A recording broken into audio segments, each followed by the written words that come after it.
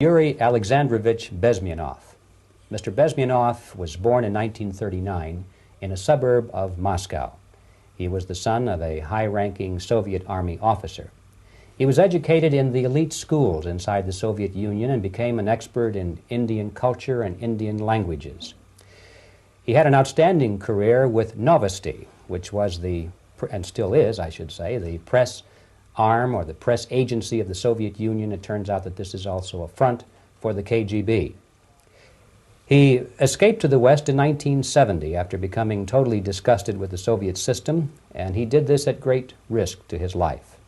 He certainly is one of the world's outstanding experts on the subject of Soviet propaganda and disinformation and active measures. Well, you spoke several times before about ideological subversion. That is a phrase that I'm afraid some Americans don't fully understand.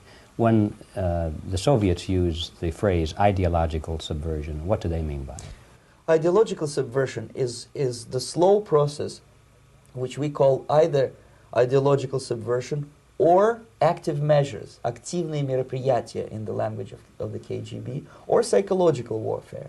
What it basically means is to change the perception of reality of every American to such an extent that despite of the abundance of information, no one is able to come to sensible conclusions in the interests of defending themselves, their families, their community, and their country.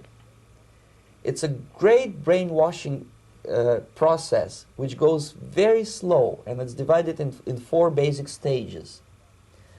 The first one being demoralization. It takes from 15 to 20 years to demoralize a nation. Why that many years? Because this is the minimum number of years which requires to educate one generation of students in the country of your enemy, exposed to the ideology of the enemy. In other words, Marxism-Leninism ideology is being pumped into the soft heads of at least 3 generations of American students without being challenged or counterbalanced by the basic values of Americanism, American patriotism.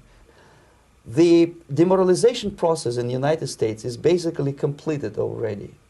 For the last 25 years, actually it's overfulfilled, because demoralization now reaches such areas where previously not even Comrade Andropov and all his experts would even dream of such a tremendous success. Most of it is done by Americans to Americans, thanks to lack of moral standards. As I mentioned before, exposure to true information does not matter anymore. A person who was demoralized is unable to assess true information. The facts tell nothing to him.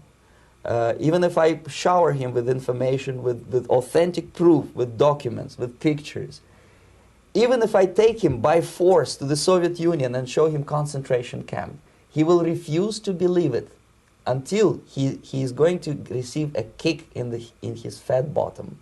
When a military boot crashes his balls, then he will understand, but not before that. That's the tragic of the situation of demoralization.